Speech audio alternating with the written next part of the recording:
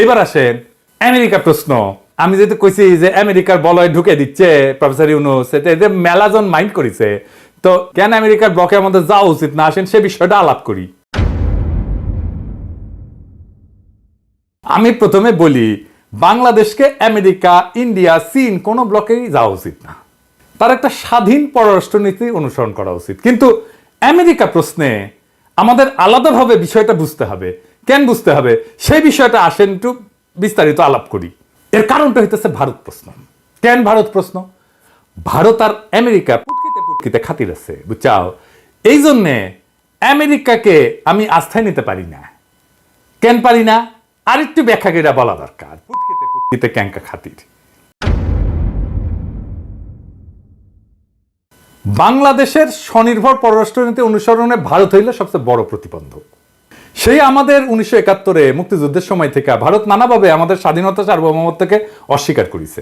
প্রবাসী তাজউদ্দিন সরকারকে স্বীকৃতি দেওয়ার আগেই ভারত তাকে বাধ্য করেছে 25 বছরের একটা গোলামী চুক্তি সম্পাদনে, যেটা স্বাক্ষর করার পরপরই অস্থায়ী রাষ্ট্রপতি সৈয়দ নজরুল ইসলাম অজ্ঞান হইয়া পড়ে গেছিলেন। জানেন এটা? ওসমানী ওনারা কইছিল আপনি দেশ বেঁচে দিলেন এইভাবে। গত 15 বছরে আমরা দেখছি বাংলাদেশে একটা ভৃত্য সরকারকে বসায় রেখা, দিল্লির দাসীরে বসায় রেখা ভারত কিভাবে আমাদের স্বাধীনতা, সার্বভৌমত্ব, আঞ্চলিক অখণ্ডতা বিপন্ন করেছে। এখনো ইন্ডিয়া হাসিনারে রাখিছে, তাই না? ওরা আশ্রয় দিছে, তাই না? ও পালিচ্ছে, তাই না? আর গদি মিডিয়া আমাদের পিছনে লেগে আছে, আমাদের বিপ্লবের পিছনে লেগে আছে। আমাদের এই নবলব্ধ গণতন্ত্রকে চিতায় তোলার কোনো চেষ্টা কি তারা বাকি রাখছে? রাখে নাই। এই প্রক্রিয়ায় তাদের বসানো ফ্যাসিবাদী ঘৃণিত হাসিনা সরকার জনগণের সকল অধিকার ধ্বংস করেছে। এমন সব ভয়ঙ্কর মানবতা বিরোধী অপরাধ করছে যার তুলনা শান্তিকালীন সময় পৃথিবীর কোনো দেশে নাই। কোনো দেশে নাই, আপনি কোথাও খুঁজে পাইবেন না। 1,500-এর বেশি মানুষ মারিছে কয়েকদিনে। এই চক্র বাংলাদেশের অর্থনীতিকে পঙ্গু করে দিছিল। এই ভয়াবহ ইতিহাস যেন ভুলে না যায়, সেই জন্য আমি এর উল্লেখ বারে বারে করব। ভারতের এই দুশ্মনির কারণে আমি তাদের খবরদারির তীব্র বিরোধী, এটা আপনারা জানেন। আমি মনে করি ভারত আমাদের দেশের সাথে আগে যেমন শত্রুতা করেছে, পরেও শত্রুতা করবে, এখনো করিচ্ছে শত্রুতা। আমাদেরকে সব সময় অপমান আর পদানত করে রাখাটা তাদের ফরেন পলিসির ডিএনএর মধ্যে ঢুকে গেছে একেবারে। কংগ্রেস হোক, বিজেপি হোক, আর মমতা ব্যানার্জি হোক, কেউ এর থেকে বাইরে হবে না। মা এটা লিখে রাখতে পারেন। এইটা একটা অত্যন্ত ডেলিকেট সিচুয়েশন। আপনাকে যদি সামনে আগাইতে হয়, আমাদের দেশে খুবই স্ট্রং ভারত বিরোধী ভয়েস লাগবে, সক্রিয় কর্মপন্থা লাগবে। এবং যে কারণে হোক, আমি কাউকে এইটার জন্য মন্দ কথা বলবো না। পলিটিক্স যারা করে তারা এই পজিশনটা নিতে পারবে না সঙ্গত কারণে। আমি আর বিস্তারিত গেলাম না। একই সাথে বাংলাদেশ প্রশ্নে যে সমস্ত শক্তি ভারতের পক্ষ নিছে, ভবিষ্যতেও নিতে পারে, তাদের ব্যাপারে আমাদের অত্যন্ত সতর্ক থাকতে হবে। এখানেই আমেরিকার ভূমিকার কথা আসছে। আমাদেরকে প্রশ্ন করতে হবে, বাংলাদেশ প্রশ্নে আমেরিকা কি ভারতের বিরুদ্ধে দাঁড়াবে? এই প্রশ্নের যথাযথ এবং নির্ভরযোগ্য উত্তর না পেলে আমরা কি আমেরিকাকে বিশ্বাস করতে পারি? আমার ধারণা আমেরিকা ভারতকে উপেক্ষা করে আমাদের পাশে দাঁড়াইতে পারবে না। তার কারণগুলো কি এটা ব্যাখ্যা করি। কেন পারবে না আসেন এটা ব্যাখ্যা করি। যে কোনো দেশের কোনো একটা নীতি, পররাষ্ট্র নীতি বলেন আর রাষ্ট্রীয় নীতি বলেন না কেন, এটার কেন্দ্র একদম মূল বিষয়টা হলো জাতীয় স্বার্থ, দেশের স্বার্থ। আমেরিকার স্বার্থ কার সাথে বেশি? কেমনে বুঝবেন? বাংলাদেশের সাথে না ইন্ডিয়ার সাথে? কেমনে বুঝবেন? কিছু ফিগার দিয়ে, কিছু ডেটা দিয়ে, তাই না? আমেরিকা তো একটা পুঁজিবাদী দেশ, তাই না? আমরা তো জানি। সুতরাং একটা পুঁজিবাদী দেশের মূল লক্ষ্য কি? মুনাফা তৈরি করা। আজকের দুনিয়া সব দেশের জন্য এটা প্রধান বিষয়। 2022 সালে আমেরিকা এবং ভারতের মধ্যে বাণিজ্যের পরিমাণ কত ছিল জানেন? $191 বিলিয়ন। একই বছর আমেরিকার সাথে বাংলাদেশের বাণিজ্যের পরিমাণ ছিল $14 বিলিয়ন মাত্র। ভারতে আমেরিকার রপ্তানি ছিল $78 বিলিয়ন, মানে আমেরিকা যেটা রপ্তানি করে ভারতে। বাংলাদেশে আমেরিকার রপ্তানি ছিল $3 বিলিয়নেরও কম, 3 বিলিয়নেরও পৌঁছাতে পারে নাই। 2022 সালে ভারতে আমেরিকার সরাসরি বিনিয়োগ ছিল $46 বিলিয়ন। আর ওই বছর বাংলাদেশে আমেরিকার সরাসরি বিনিয়োগ ছিল $0.5 বিলিয়ন। আধা ফুটে পয়সাও দাম দেয় না আপনারে। এখন আপনারাই বলেন, আমেরিকার অধিক মুনাফা কার সাথে? বাংলাদেশের সাথে না ইন্ডিয়ার সাথে? ভারতের এত বড় রপ্তানি আর বিনিয়োগের বাজার বিসর্জন দিয়া আমেরিকা বাংলাদেশের সাথে থাকবে, এই চিন্তা আপনি কেমনে করবেন? ধুর পটান আমাদেরকে, আমরা বুঝি না? আমেরিকা কখনো আপনারা পাত্তা দিবে? কখনো ভারতের উপরে দিবে না। ভারত যেটা বলবে সেটা আমেরিকা মাইনা নেবে, এটা লিখে রাখেন। 2 নাম্বার, ইন্দো প্যাসিফিক অঞ্চলে চীনকে ঠেকানোর জন্য আমেরিকার নেতৃত্বে একটা কোয়াড হয়েছে না, জোট হয়েছে না? ওইটাতে ভারত অন্যতম সদস্য না? সদস্য তো। আমেরিকান প্রেসিডেন্টের ইন্দো প্যাসিফিক একটা কৌশলপত্র আছে, ওখানে কি বলছে জানেন? মানে ইংরেজিত কইছে যে a like minded partner and leader in South Asia. ইংরেজিত যেহেতু কইছে ঠিকই কইছে, তাই না? তো অর্থাৎ এটার মানে হইতেছে যে সমভাবাপন্ন মিত্র এবং দক্ষিণ এশিয়ার নেতা এবং কোয়াডের চালিকা শক্তি ভারত। এবং ওই কৌশলপত্রের অ্যাকশন প্ল্যান, একটা প্রধান অ্যাকশন হইল support India's continued rise and regional leadership. তার মানে হইতেছে ভারতের যে ক্রমাগত উত্থান এবং আঞ্চলিক নেতৃত্বকে সহায়তা করা। এটা লিখিত পরিতরে ভাই, প্রেসিডেন্টের ডকুমেন্ট, আমেরিকান প্রেসিডেন্টের ডকুমেন্ট। দেখেন, এইটা হইল ভারতের প্রতি আমেরিকার শীর্ষস্তম স্তরে সরকারি নীতি। আমেরিকান প্রেসিডেন্টের এই কৌশলপত্রে বাংলাদেশের নাম খুঁজে পাবেন? খুঁজেন, পাবেন না। আমি পাই নাই, আপনারা পাইলে জানায়েন। এরপরেও কি কেউ ভাববেন যে ভারতের বিপক্ষে আমেরিকা বাংলাদেশের পক্ষ নেবে? তৃতীয়ত, আমেরিকায় ভারতের যে হিন্দুত্ব লবি, সেটাকে ইসরায়েলি লবির কাছাকাছি শক্তিশালী মনে করা হয়। আমরা কিন্তু খুব একটা এই বিষয়ে সচেতন না। এই হিন্দুত্ববাদী লবির চাপে ক্যালিফোর্নিয়ার গভর্নর বর্ণ প্রথা, এটা ক্যালিফোর্নিয়ার সংসদে নিষিদ্ধ করার সিদ্ধান্ত নিয়েছিল, ওটাতে স্বাক্ষর করতে পারে নাই। এই যে অ্যান্ড্রু ককবার্নের যে প্রবন্ধ, এটাতে কয়েকটা গুরুত্বপূর্ণ ঘটনা এবং তাদের কার্যক্রমের বিশদ বিবরণ আছে, যা আমেরিকায় হিন্দুত্ববাদী লবির উত্থান এবং তার রাজনৈতিক সামাজিক প্রভাব তুলে ধরছে। এর মধ্যে কয়েকটা আমি এখানে উল্লেখ করি।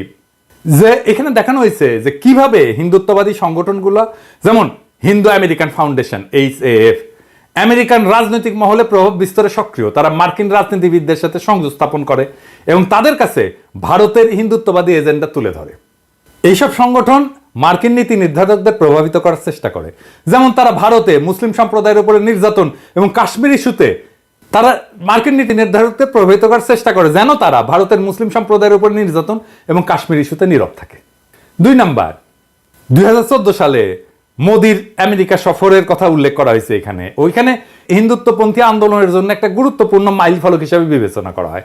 মোদি যখন প্রধানমন্ত্রী নির্বাচিত হয়, তখন তার উপরে 2002 সালে গুজরাট দাঙ্গায় জড়িত থাকার অভিযোগে আমেরিকার কিন্তু ভিসা নিষেধাজ্ঞা ছিল। কিন্তু প্রধানমন্ত্রী হওয়ার পর মোদি আমেরিকা সফর করতে সক্ষম হয় এবং ভারতীয় আমেরিকানদের মধ্যে ব্যাপক সমর্থন পায়। এবং তার ওই সফরের সময় নিউ ইয়র্কে ম্যাডিসন স্কোয়ারে তার জনসভা ছিল উল্লেখযোগ্য, যেখানে আমেরিকার রাজনৈতিক ব্যক্তিত্বরা উপস্থিত ছিলেন এবং তাকে সমর্থন জানাইছিলেন। এই প্রবন্ধে বিশেষভাবে উল্লেখ করা হয়েছে যে কিভাবে হিন্দুত্ববাদী লবি কাশ্মীরের স্বায়ত্তশাসন বাতিলের এই যে অনুচ্ছেদ 370, এটার পরিপ্রেক্ষিতে আমেরিকায় ভারতের অবস্থানকে সমর্থন জানাইতে সক্রিয় ভূমিকা নিয়েছিল। 2019 সালে ভারতের বিজেপি সরকার কাশ্মীরের বিশেষ মর্যাদা বাতিল করছিল না, মনে আছে না? তারপরে এই লবি মার্কিন রাজনীতিবিদদের প্রভাবিত করতে সচেষ্ট হয় যেন তারা ভারতের এই পদক্ষেপের সমালোচনা না করে এবং এই বিষয়টাকে ভারতের আভ্যন্তরীণ বিষয় হিসেবে দেখে।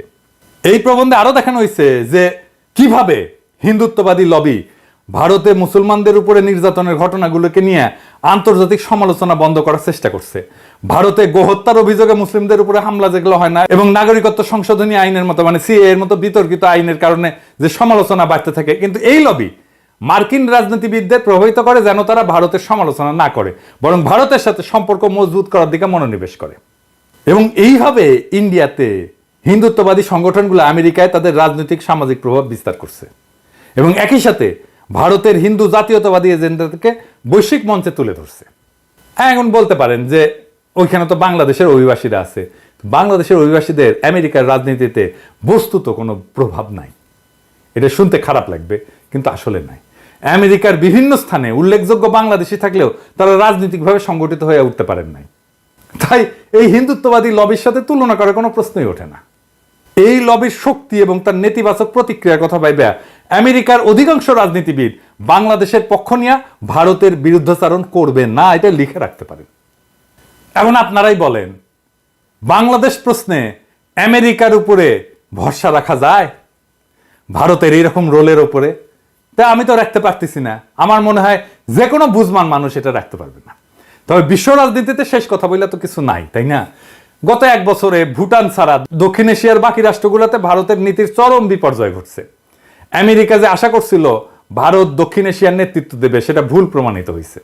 উল্টা এই অঞ্চলে ইন্ডিয়া আউট এখন প্রায় চূড়ান্ত।